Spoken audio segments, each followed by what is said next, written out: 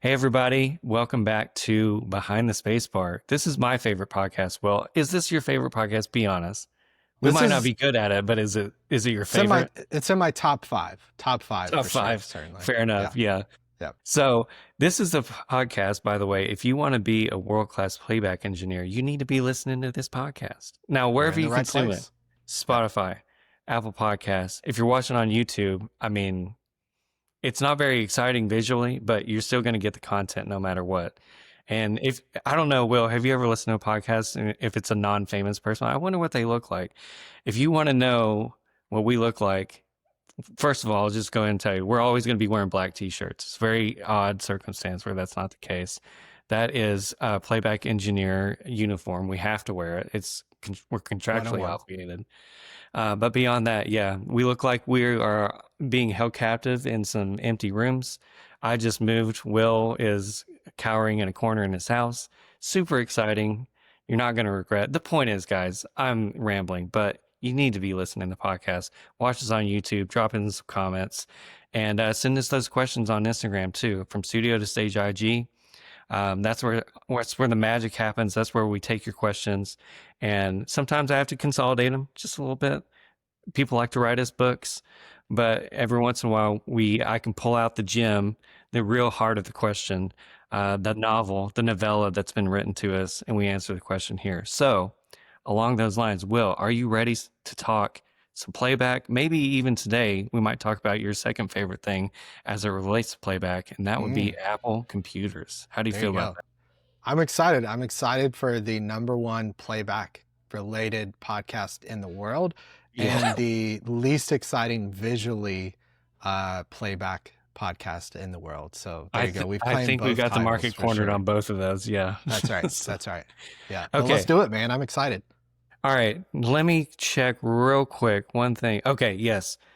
This question is from Christoph. He is from Germany. So, hello, Christoph. Thank you for checking us out all the way from Germany. That's awesome. We do have a fair number of students uh, over at boot camp and just fans in general who are overseas. So, it's always really cool to see um, how many corners of the world that this podcast and from studio to stage is reaching out to. So That's very right. cool. Christoph, thanks so much for listening and submitting a question. So this one caught my attention. He said that he purchased two 2017 Intel um, Apple machines. He's running Ableton 11 on both of them. He's having Mhm. no problems. Great. So great. Happy to hear that. I still have an Intel Mac Mini from way back, probably around the same time, 2018, 2019. Here's where his question comes in, though. He got an M4 recently, and he's running Ableton 12 on that. And he's running in sessions and he's testing them for latency, CPU load, all that good stuff. And it seems to be about the same. So here's where his question comes in.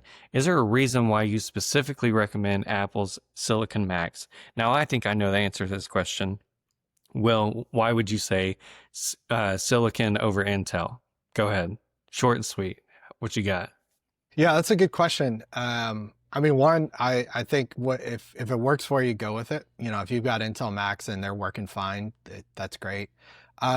I definitely recommend Apple Silicon because they are leaps and bounds faster, more efficient, and more powerful than Intel Macs. Now, you could certainly, and again, Christoph, one kudos for like doing a shootout on this. I think Yeah, for that's the sure. right approach, right?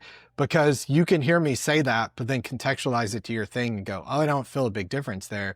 And if you don't, great, right? The probably number one reason I recommend Apple Silicon machines is that's what Apple's making now, right? And so if you want a brand new Mac, you don't have the Intel option. Hey, It Will, used real quick.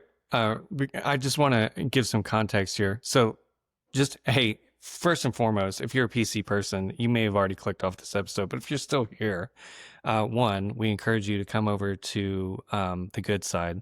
Um, you know, definitely the uh, good side. we're Mac people. Everything we teach at From Studio to Stage is going to be based on a Mac. Um, so again, for context, so if you're a PC person, you don't know this. When was it? About 2020, 2021, that Apple moved away from Intel completely for their processors, and they basically brought it in-house, and they started out with the M1 chip. As Christoph said, we're up to M4 with possibly the M5 coming soon.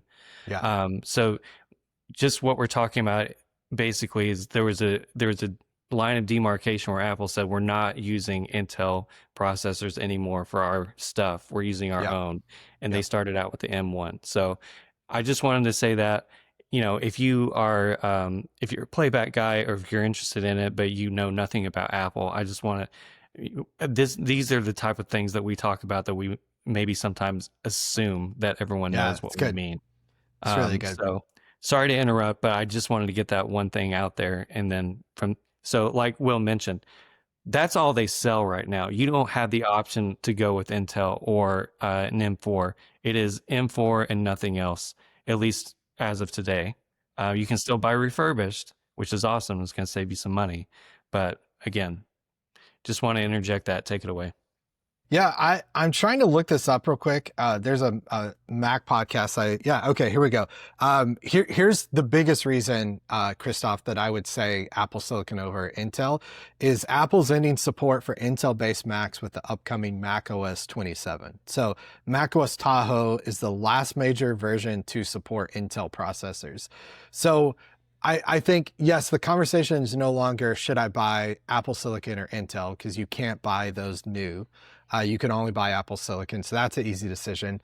Again, if we open, like you said, recent, I always encourage people look at the used market, refurb market to save some money on computers. Well, then if I'm looking at Intel versus Apple Silicon, like Intel is on its last leg with Apple supporting it, so I just would not chase down that path personally. I think it's a dead end.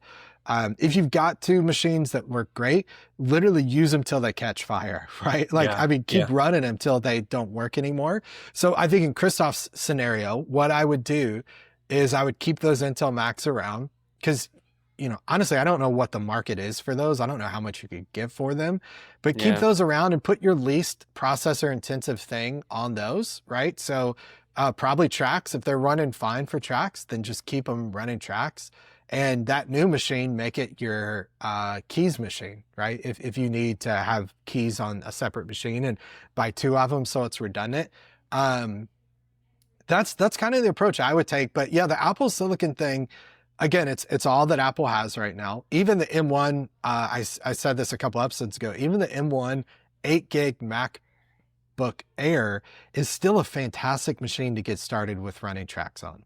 And every time I say that, someone goes, yeah, but again, within reason, right? If you're a tribute band, corporate band with 300 songs, you're pushing the limits of that machine. But you're doing 5 songs, you're doing 20 songs, just running tracks. Those machines are going to be perfectly fine, right? I have one of those. That was my main machine for a while, and it held up great, right? The biggest issue, I don't know that we said this publicly, but in my testing of MacBook Air versus MacBook Pro, and particularly machines with more gig and more RAM, rather, the biggest difference I see is when I'm editing and the time from request edit to edit being completed.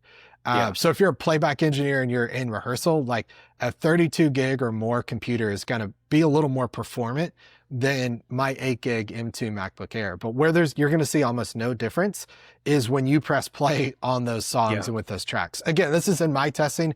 If you're experienced, again, kudos to Christoph for being really smart in actually testing this. That's the most important thing.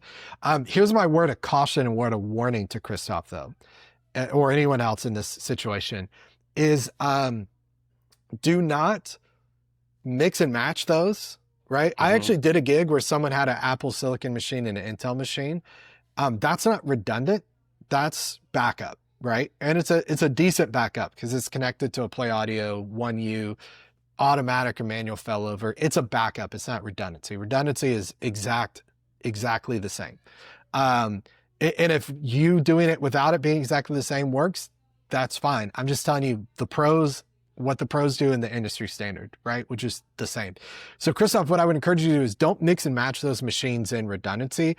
Some people think, oh, I'm going to buy 2 Apple Silicon machines and I have 2 Intel. And because Apple Silicon's faster and more performant, I'm going to use both of those for my 8 machines, then I'll use the Intel ones as backup. And that's a terrible, terrible thought process because you're failing to the least powerful solution and you're failing to an older solution that's in theory less stable. I would rather you go, my most important thing, again, I think Christoph said the Intel Macs are performing fine. Keep those around for playback, and then use that other one for whatever else you want to use it for. My other word of warning to Christoph is don't be the person who's still on Live 8. And what I mean by that is, I think our free template that we give away, I believe is built for Live 3, if I remember correctly. Like, I think that's the version we're on. And I get people all the time going, hey, Will, do you have a version for Live 10? And I'm like, well, no, because one, we're on Live 12. I built my template for 11.3. I get people asking for stuff in Ableton Live 9. Like, at some point we've got to upgrade, and at some point we've got to follow that trend. I'm always slow to upgrade. I take my time, try to make it safe, but that would be my word of encouragement. If it works for you, great. Don't mix and match those in redundant rigs. Use those for division of labor. And at some point, realize those machines are going to get a little long in the tooth and are not going to work incredibly well. But if you dedicate those machines just to that task and keep them clean and work within the limitations of that, you're going to have a long life with them, and it's going to work well. So it's a great question, Christoph. Yeah, and I would echo what Will is saying about the editing side using. So I'm running 11.3 on all my machines. I still have not pulled the trigger and upgraded to 12. Now, having said that, the part where I can chime in and back up what Will is saying is about editing on an Intel-based Mac Mini and then editing on my MacBook Air, which is an M2. Big difference in terms of just how long it takes to make edits and do things like that. But again, I would be 100% in agreement with Christoph. As soon as I hit play, no difference. I cannot tell.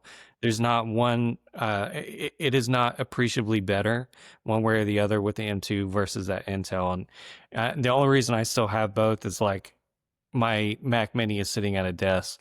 And if I want to be comfortable and edit at a desk, that's what I'm doing.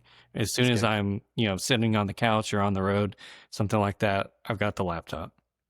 Good. The other thing I was thinking about, and it's not that Christoph is asking this question specifically, but it's something that we covered.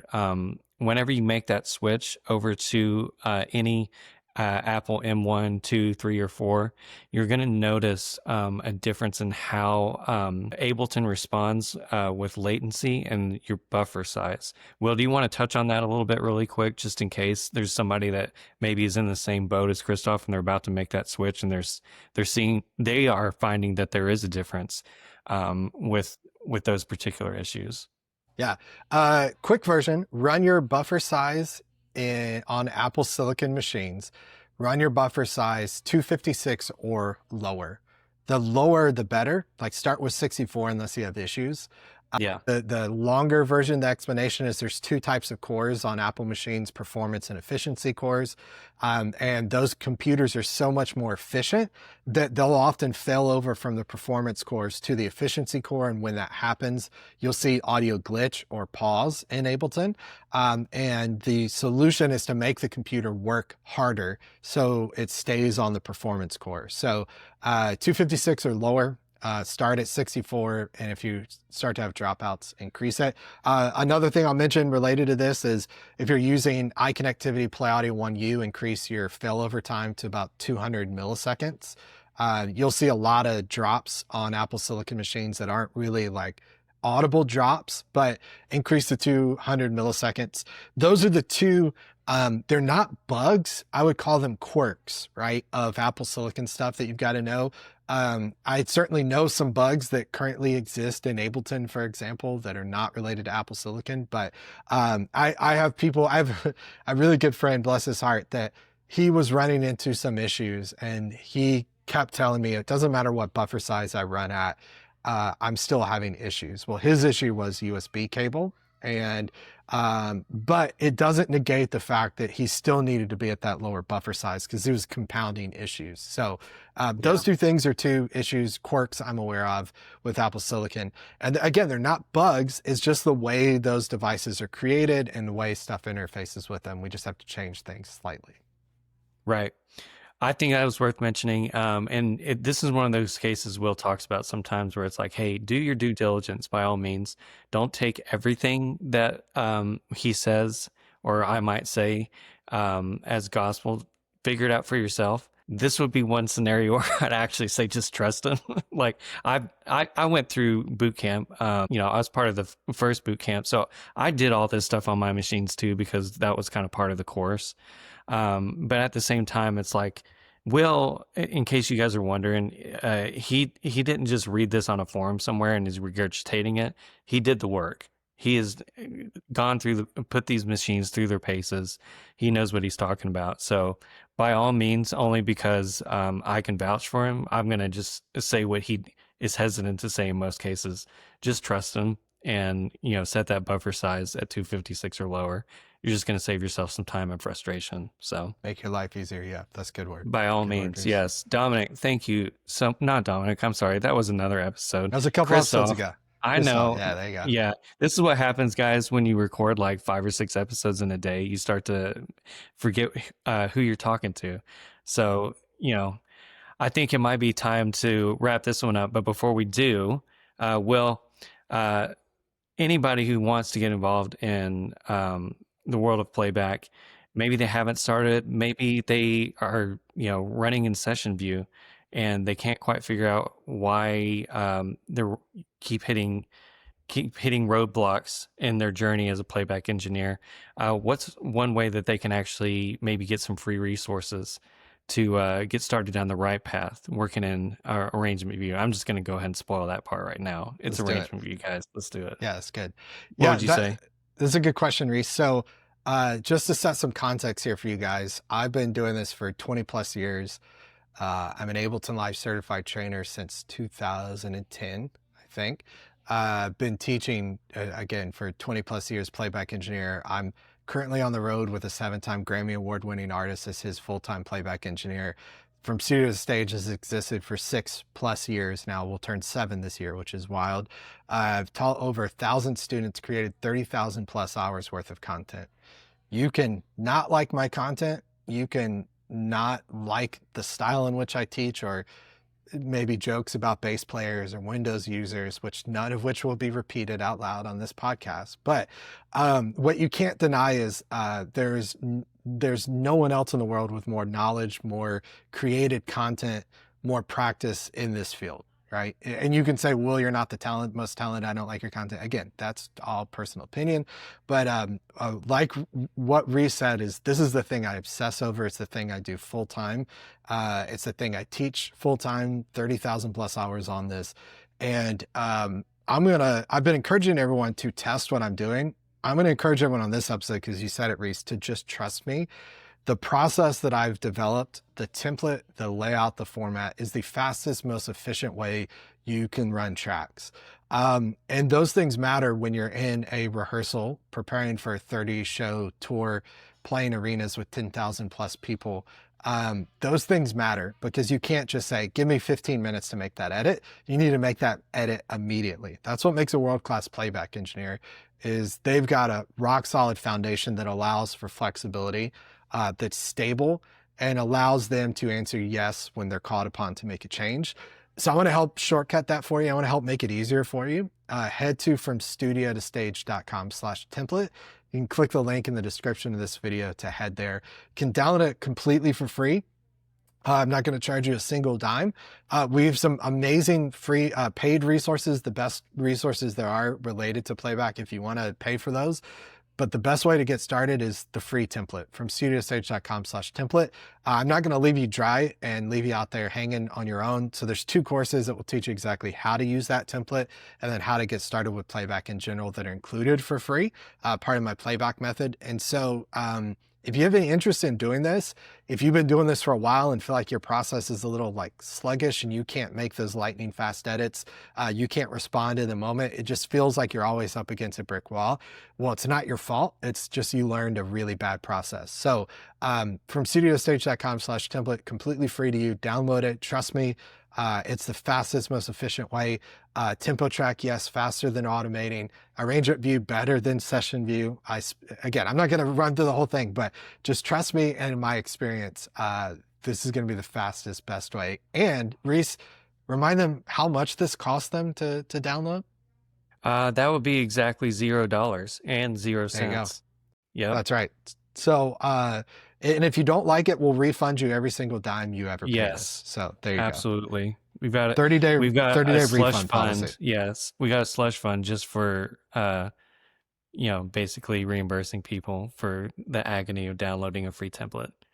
That's right. That's right. There you go. That's good stuff. Hey, great question from Christoph today, Reese. Man, thank you Yes. for bringing that. And Christoph, thanks for sharing that, and thanks for thinking deeply about this stuff. That's Guys, it's been great. Well, thank you so much sharing your wealth of knowledge as usual. I think we're going to sign off. We're going to call it a day, and maybe we'll see you guys next week. Never know. We might be answering more questions. We will be, guys. We'll see you next week. Take Bye, care, Will. everybody. See you, Bye. Reese.